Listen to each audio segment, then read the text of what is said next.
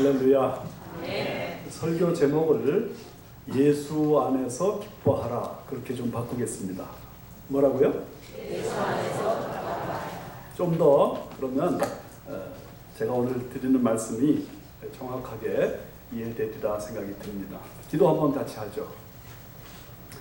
하나님 아버지, 오늘도 저희들 빈 마음으로 주의 전에 나와 빈 마음으로 하나님의 말씀 듣기를 원합니다.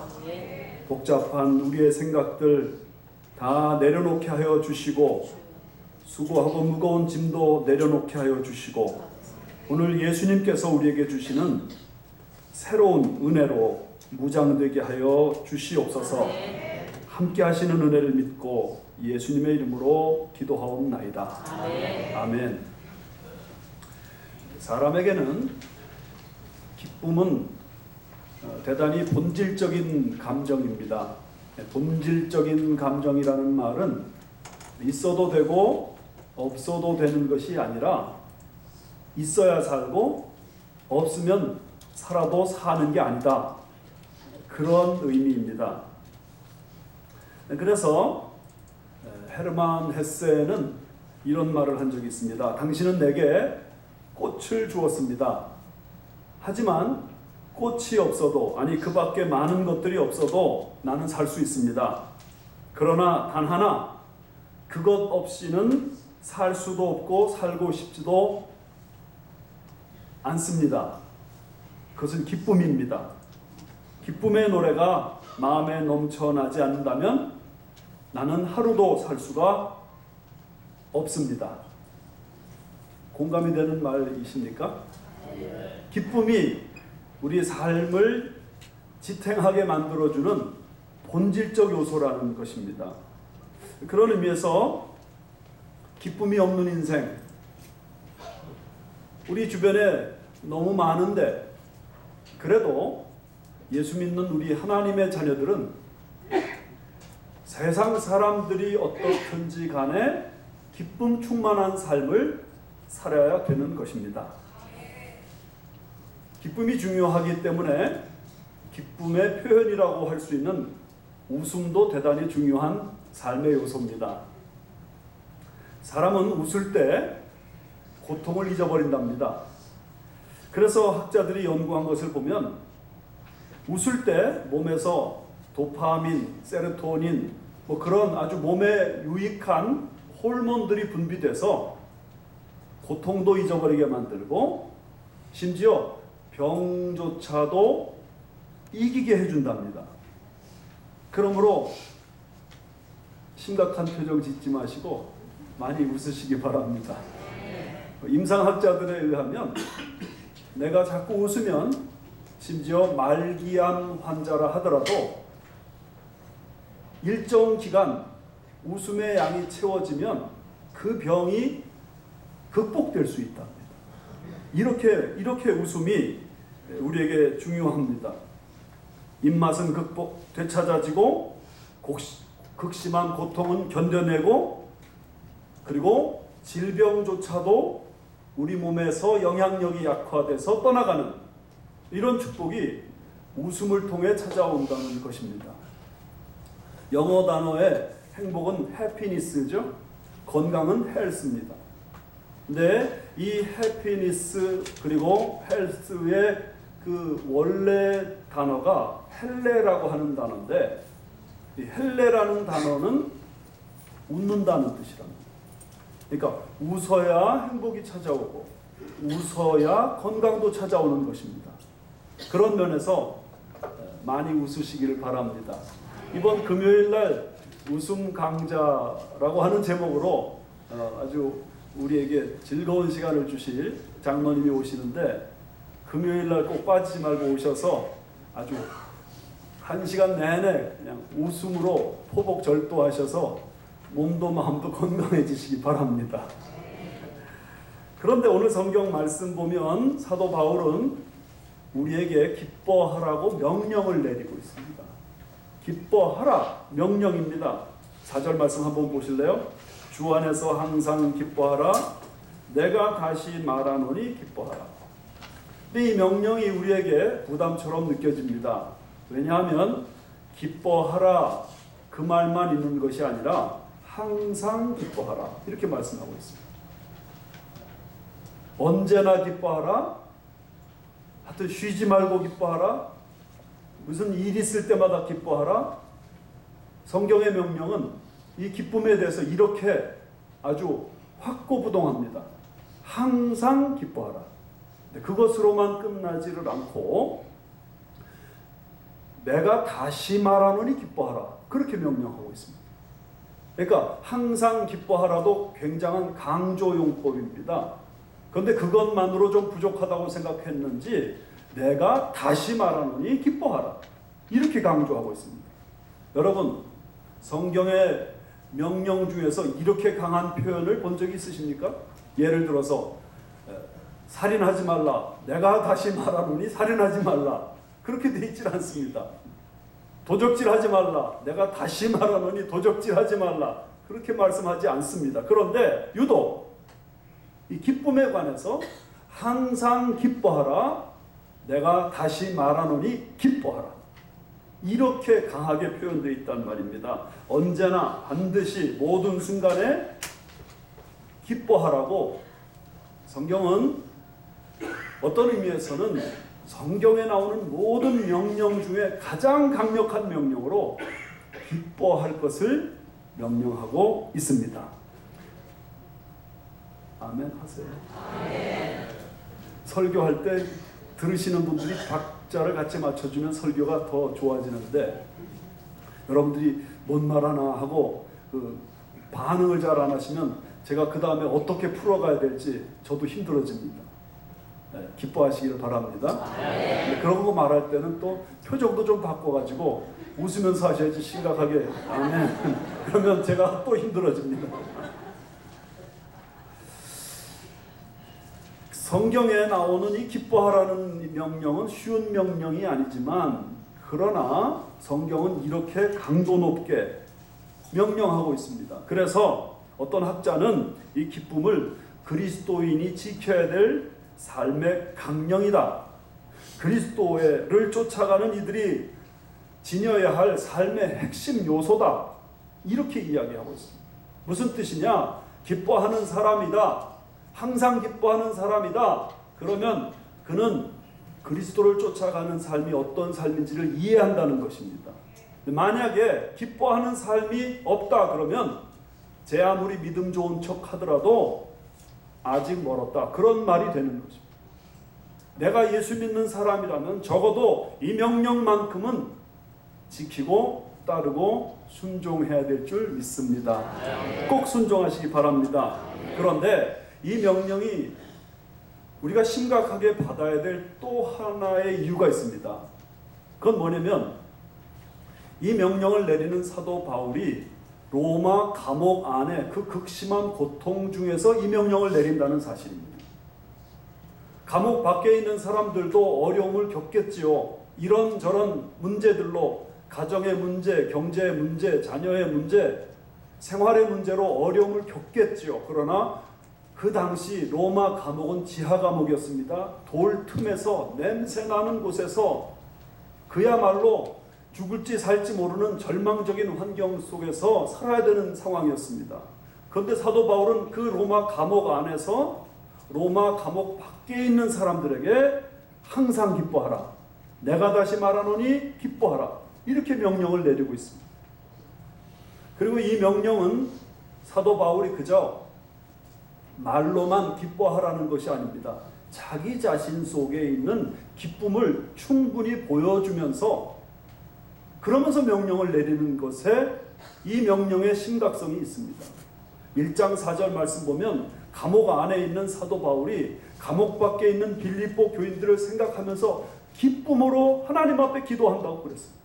1장 18절 말씀 보면 사도 바울이 복음을 전하다가 감옥에 들어갔는데 감옥에 들어간 그 일로 인해서 복음이 더 힘있게 확산되고 전파되고 있기 때문에 내가 기뻐하고 또한 기뻐하리라. 이중강조입니다. 그냥 적당히 자신의 감정 상태와 상관없이 기뻐하라고 명령을 내리는 게 아니라 지금 사도 바울은 충만한 기쁨 속에서 이 명령을 내리고 있다는 거죠.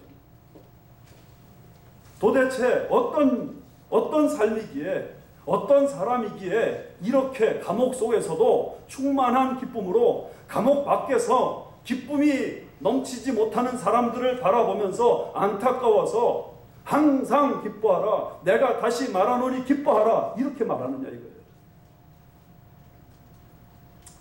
이런 말씀을 드리면 어떤 분은 이렇게 생각할지 모릅니다. 아니, 기쁘고 슬퍼하고 그러는 것이 어디 내 마음대로 되나? 기뻐지니까 기뻐하는 거고 슬퍼지니까 슬퍼하는 거지. 이렇게 말하는 분은 이 기쁨이라든가 슬픔이라는 것은 내 감정 조절의 문제다, 그 얘기하는 거예요. 그런데 여러분, 성경에 보면 기쁨의 문제는 감정 조절의 문제가 아니라는 거예요. 야고보 사도도 그렇게 말을 했습니다. 야고보서를 시작하면서 1장 2절에 내 형제들아, 너희가 여러 가지 시험을 당하거든 온전히 기쁘게 여기라. 시험이 한두 가지가 아닙니다. 애 아프죠, 경제적으로 힘들죠, 또 막히는 일들이 너무 많습니다. 그런데 그런 모든 일들이 세트로 나에게 달려온다 할지라도 그 모든 것을 보고 기뻐하라 그러는데, 그냥 기뻐하는 게 아니라 온전히 기뻐하라. 여러분, 기쁨의 문제는 감정 조절의 문제가 아니라는 거예요. 내가 기뻐지기 때문에 기뻐지고 기쁘고, 내가 슬퍼지니까 할 수 없이 슬프고, 그런 게 아니라는 거예요. 뿐만 아니라 사도 바울은 지금 적극적 사고방식을 가르치는 것도 아닙니다. 적극적 사고방식은 뭡니까? 아무런 근거 없이 무조건 기뻐하라, 그렇게 말하는 거예요. 좋은 일이 없는데 기뻐하라, 그렇게 말하는 게 적극적 사고방식입니다. 아무런 나에게 좋은 근거가 없는데 무조건 기뻐하라. 여러분, 그런 의미에서 자기 마인드 컨트롤로 자기가 행복해지기를 추구하는 마음 수련이라는 것은 사탄의 속임수입니다. 아무런 근거 없이 그저 기뻐하는 것은 자기 스스로 자기를 속이는 것이지, 그것이 하나님이 우리에게 말씀하시는 기쁨이 아니라는 것입니다. 오늘 사도 바울은 이 말씀 속에서 기쁨의 근거를 이야기하고 있습니다. 예수 믿는 사람들에게 있어서 찾아오는 기쁨, 예수 믿는 사람들이 가지고 있는 기쁨은 근거가 있는 기쁨이라는 것입니다. 아멘 좀 크게 하세요. 예수 믿는 사람들에게 있는 기쁨은 근거 있는 기쁨이에요. 어떤 근거냐? 여기 4절 다시 보세요. 주 안에서 항상 기뻐하라. 예수 안에서 항상 기뻐하라는 것입니다. 예수 안이라는 근거, 그러니까 기쁨의 문제는 감정 조절의 문제가 아니라 기쁨의 원천이신 하나님이 예수 그리스도 안에서 우리에게 주시는 그 축복을 바라보는 그 마음의 자세가 있느냐? 그러면 그 사람은 상황이 어떠하든지 기쁨으로 충만할 수 있다, 그런 말씀입니다. 만약에 내게 기쁨의 원천 되시는 예수 그리스도를 바라보는 그 시각이 없는 사람이라면 환경 따라 다른 겁니다. 좋은 일이 생기면 기뻐합니다. 좋은 일이 없으면 다시 무너져 버립니다. 예수 믿는 사람들은 그런 면에서 예수 그리스도를 진정으로 깨닫고 그 예수 그리스도를 진지하게 바라볼 수 있기만 하다면 언제든지 기쁨으로 충만할 수 있다. 이것이 사도 바울의 가르침입니다. 많은 젊은이들에게 큰 영향을 끼쳤던 고 김중건 목사님, CCC를 인도하셨는데 그 CCC가 충북 영동에 심천이라는 곳에서 해마다 수련회를 했습니다. 수천 명의 젊은이들이 모여들었습니다. 그런데 어느 해에 억수 같은 장대비가 쏟아졌습니다. 근데 그 장소는 그저 텐트 치면서 모이는 장소이기 때문에 비가 내리면 비를 그냥 다 맞으면서 집회를 할 수밖에 없었습니다. 시간이 됐기 때문에 김중권 목사님이 강단에 쓰셨고 학생들은 뭐 우산 같은 것도 갖고 있지도 않아요. 그냥 비를 철철 맞으면서 그 자리에 섰습니다. 그런데 강단에 올라서자마자 김중권 목사님이 이렇게 외치셨답니다. 여러분, 우리가 이렇게 비가 억수같이 쏟아지는데 이곳에 모여있는 이유가 무엇입니까? 이 비를 맞으면서 이 자리에 모여있는 이유가 뭐예요?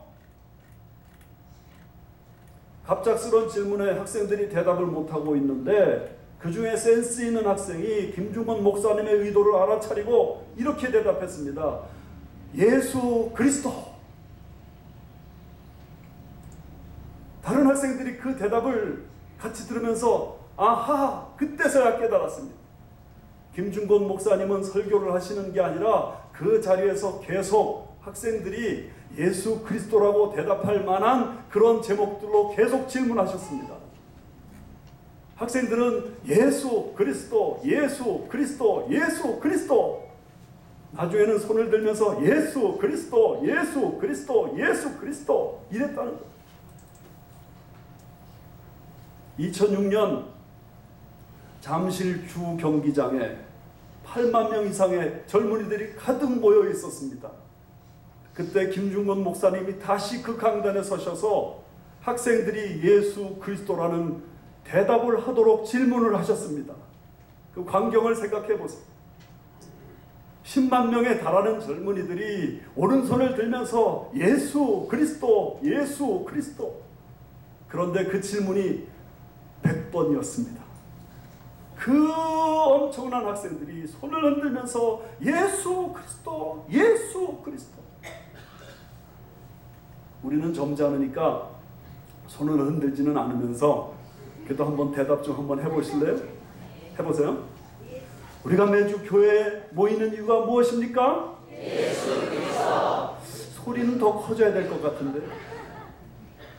우리가 형제 자매를 사랑해야 될 이유가 무엇입니까? 예수 그리스도. 우리가 오른편 뺨을 맞으면서도 왼편 뺨을 내놔야 될 이유가 무엇입니까? 예수 그리스도. 우리가 교회에서 끊임없이 사역하고 봉사하고 전도하는 일을 해야 되는 이유가 무엇입니까? 예수 그리스도. 우리가 쉬지 않고 기도해야 될 이유가 무엇입니까? 예수 그리스도. 범사에 감사해야 될 이유가 무엇입니까? 예수 그리스도. 한 번 더 묻습니다. 여러분, 우리가 항상 기뻐해야 될 이유가 무엇입니까? 예수 그리스도. 인인 생활에서 어려움이 정말 많은데 그럼에도 불구하고 우리가 기쁨을 유지할 이유가 무엇입니까? 예수 그리스도. 정말 그렇게 대답하시는 것이 여러분 마음의 고백이세요? 우리는 이 문제를 오늘 이 시간에 좀 생각해야 돼요. 정말로 내 마음속에 많은 어려움과 많은 고통 속에서도 예수 그리스도 때문에 나는 기뻐할 수 있습니다. 이것이 나의 진정한 신앙 고백이 될 때 주님께서 우리의 기쁨을 회복시켜 주실 줄 믿습니다. 도대체 예수님이 어떤 분이길래, 예수님이 누구시길래 이런 일이 가능한가?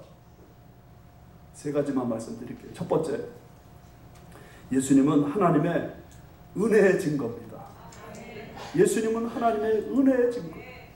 하나님이 우리 죄인들을 불쌍히 여기시고 은혜를 베풀어 주셨어요. 은혜가 무엇입니까? 받을 자격 없는 자에게 베풀어 주신, 그것도 공짜로 거저 베풀어 주시는 호의입니다. 우리가 이 은혜를 깨닫기만 한다면 우리는 지금도 기뻐할 수 있습니다. 내 상황, 형편과 상관없이 기뻐할 수 있다는 말이죠. 미국에서 지금 가장 영향력 있는 목사님 중에 한 분이 프랜시스 첸이라는 중국계의 목사님이십니다. 이번에 간증을 한번 듣는데 그런 얘기를 해요. 딸이 5이랍니다. 그런데 제일 큰 딸이 10살 때 학교에서 F학점을 받아왔어요. 우리 아시아 쪽에 있는 모든 학부모들은 이 F학점 이거 있을 수 있는 게 아닙니다. 특별히 중국 부모들도 대단하거든요. 예? B나 C 받아도 열받는 게 보통 부모들인데 F학점이 뭡니까? 그런데 F학점을 받은 학생이 자기가 너무 충격을 받았습니다. 이걸 가지고 아버지한테 가면 아버지가 어떻게 대답을 반응을 보일까 기가 막혔습니다.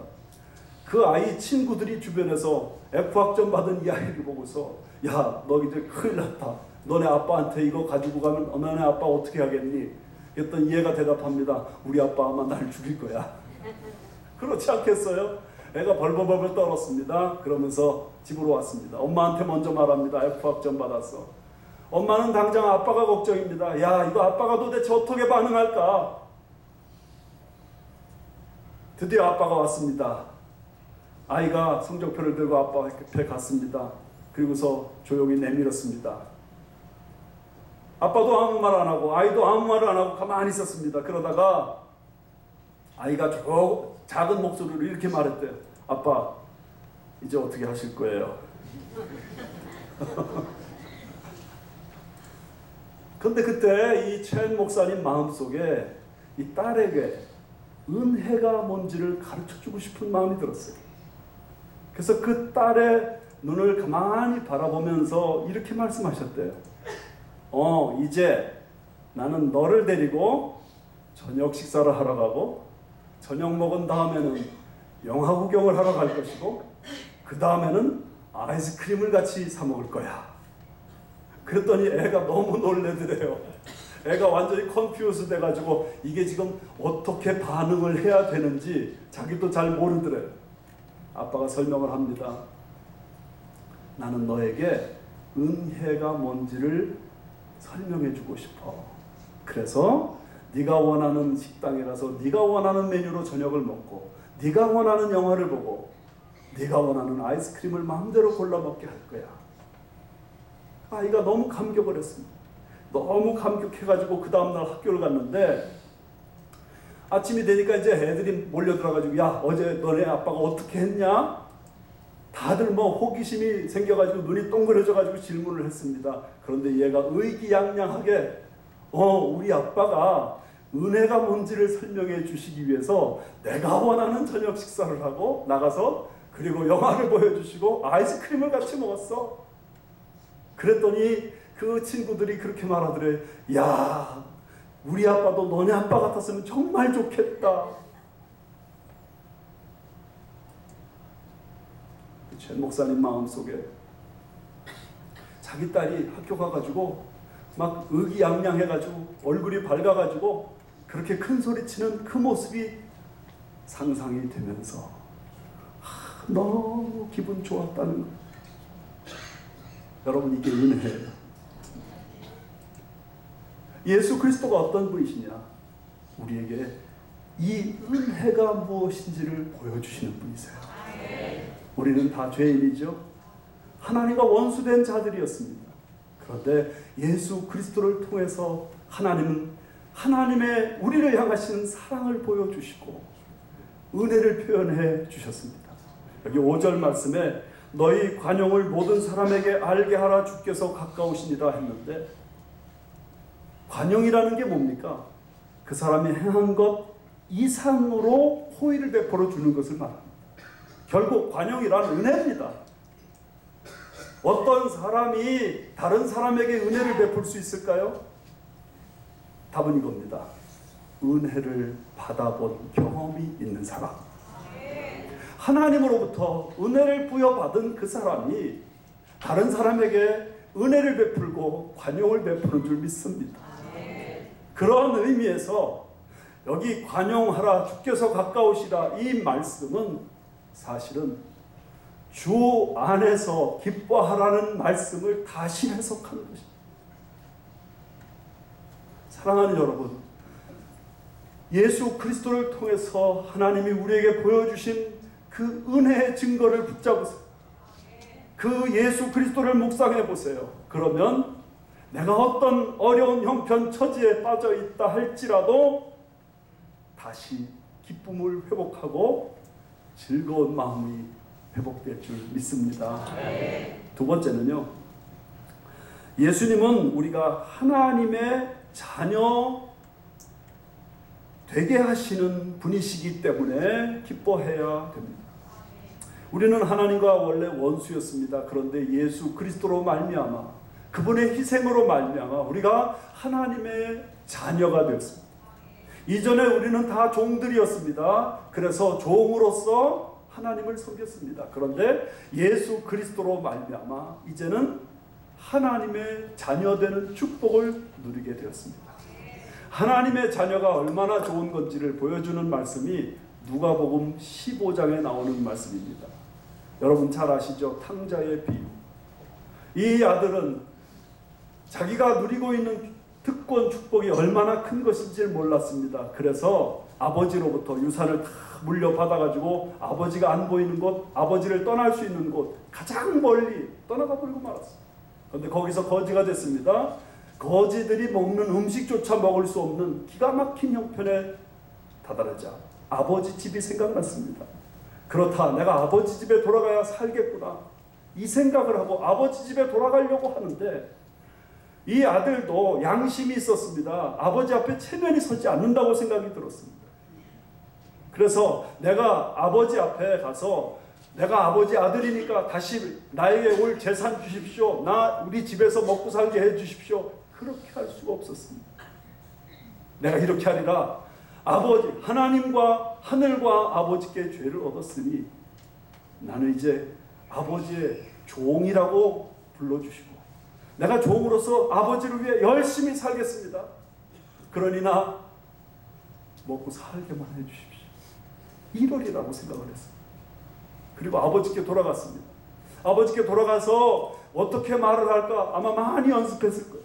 처음에 무슨 말부터 해야 되지? 우리 아버지한테 아버지 그렇게 불러도 되나? 아니 그렇게 부를 수도 없을지 몰라. 그 불안과 두려움 속에서 아버지께 가까스로 나갔습니다. 근데 그 아버지가 이 아들을 멀리서 보고서는 막 달려와서 가슴에 안습니다. 반지를 끼워줍니다. 좋은 옷을 입힙니다. 그러면서 잔치를 베풀어줍니다. 이 아들은 죽었다가 살아난 아들이다. 그러므로 잔치를 베풀자. 아들이 이렇게 좋은 거예요.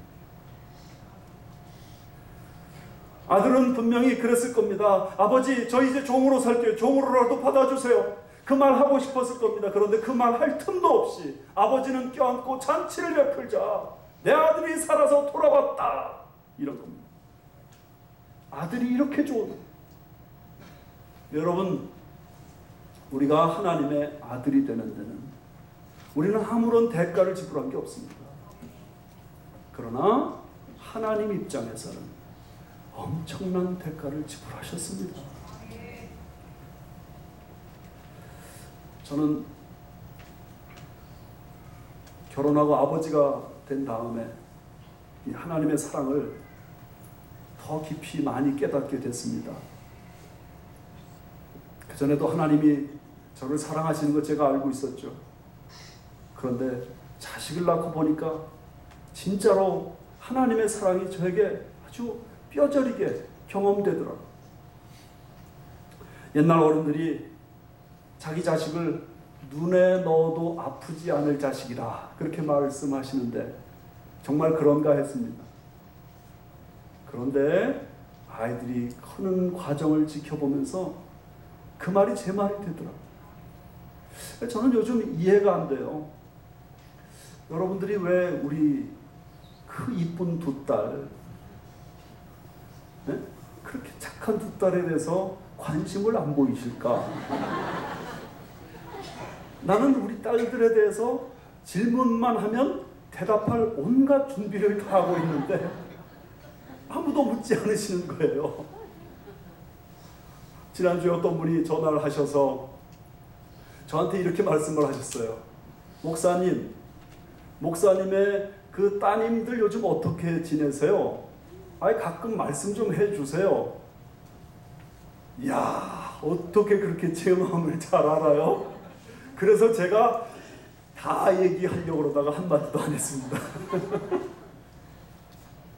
제가 점잖으니까 우리 딸들에 대한 아무런 얘기를 하지 않죠. 여러분, 질문만 하시면 저는 그냥 밤새도록이라도 우리 딸들 이야기할 준비가 되어 있다고요.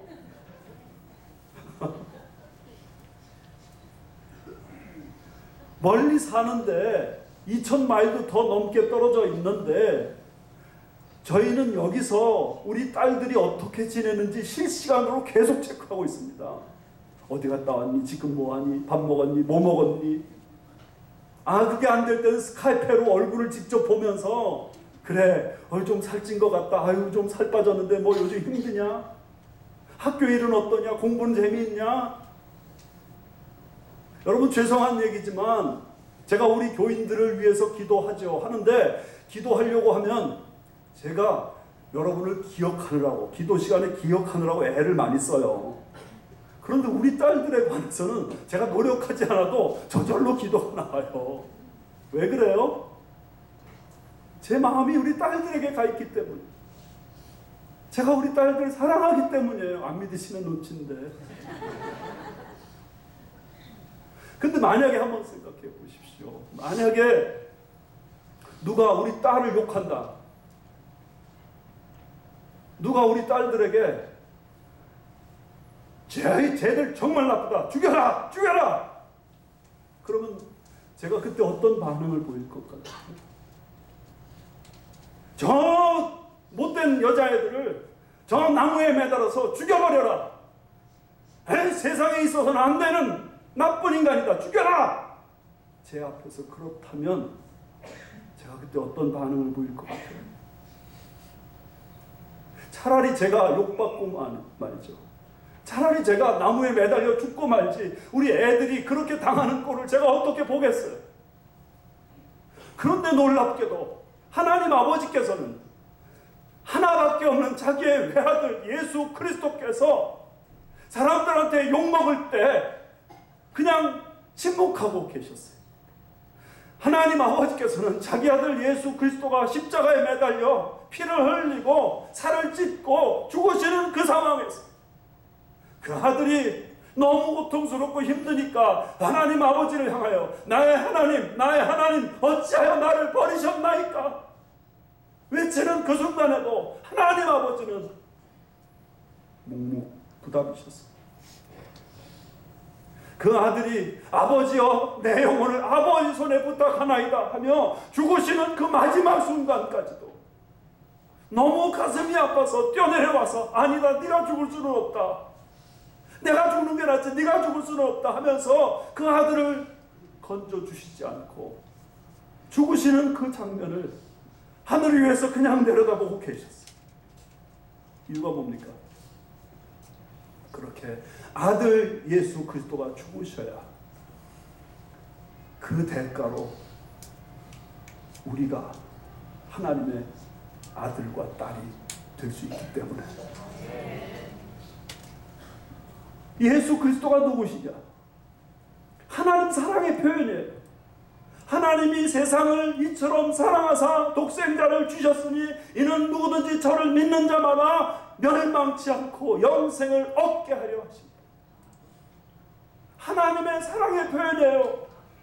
이 사랑을 깨달아 하는 사람이라면, 우리가 그 하나님으로부터 이런 엄청난 사랑을 받고 있다는 사실을 아는 사람이라면, 환경이 좀 이래저래 한다고 좌절에 빠지질 않아요. 내게 조금 어려운 일이 생겼다고 그것 때문에 낙심하고 절망하고 삶을 포기하는 그런 일이 생기질 않아요. 하나님이 나를 이렇게 사랑해 주십니다.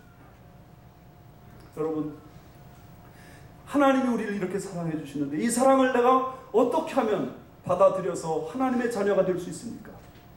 사람들은 생각합니다. 우리가 하나님을 위해 뭔가 많이 해야 하나님이 날 받아주시지 않겠는가? 그런데 성경은 그렇게 말하지 않습니다. 우리가 하나님을 위해 한다면 도대체 얼마나 많은 것을 할 수 있겠어요? 우리가 하나님을 위해 드린다면 무엇을 그렇게 드릴 수 있겠어요? 성경은 놀랍게도 그런 모든 것 하나도 필요하지 않다고 말씀하십니다. 그러면서 이렇게 말씀하십니다. 영접하는 자, 곧 그 이름을 믿는 자들에게는 하나님의 자녀가 되는 권세를 주셨으니. 할렐루야. 그저 예수 그리스도께서 나를 위해 십자가에 죽으시고 사흘 만에 다시 살아나셨다는 이 영광스러운 진리를 내 가슴 속에 받아들이고 나의 주, 나의 하나님이라고 고백하기만 하면 누구든지 구별이 없습니다. 아무리 죄악 덩어리의 삶을 살아도 상관이 없습니다. 그 고백 한 가지로 하나님은 우리를 하나님의 자녀 삼으시는 것입니다. 그러므로 내가 다른 건 몰라도 예수님을 그리스도로 믿어서 하나님의 자녀가 되었다면 나를 사랑하시는 그 하나님 아버지 때문에 나는 오늘도 어떤 상황 속에서도 기뻐할 수 있습니다. 세 번째입니다. 예수님은 우리에게 필요한 모든 것을 주게 하시는 분이시라는 사실 때문에 우리는 어떤 상황에서도 예수 안에서 기뻐할 수 있습니다. 로마서 8장 32절 자기 아들을 아끼지 아니하시고 우리 모든 사람을 위하여 내어주시니가 어찌 그 아들과 함께 우리에게 모든 것을 은혜로 주시지 않겠느냐. 하나님 아버지께서는 아들 예수 그리스도를 우리 위해 주시면서 가장 큰 것을 주셨기 때문에 작은 것들은요 그냥 다 주시는 거예요. 다 주셔요. 너 구하는 거 다 줄게. 네가 기도를 많이 한다고 주는 게 아니라, 네가 좋은 일을 많이 하고 착한 일을 많이 한다고 주는 게 아니라, 아버지 하나님께서 아들을 주셨으니 나머지 그냥 다 주시는 거예요.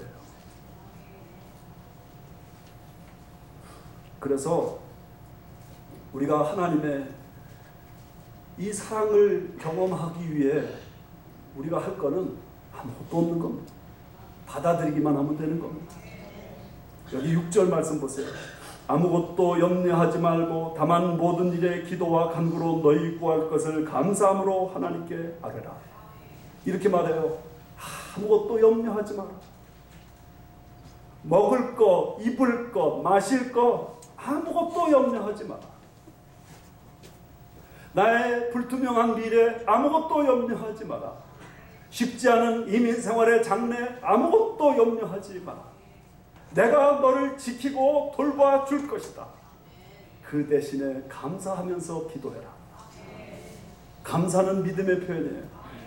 하나님이 날 사랑하셔서 아들 예수 그리스도를 주셨으니 그 하나님께서 나의 모든 필요도 다 채워주실 것이다. 그것을 믿음으로 하나님 도와주실 줄 믿습니다. 이것도 주십시오, 저것도 주십시오 말씀드리라 이것입니다.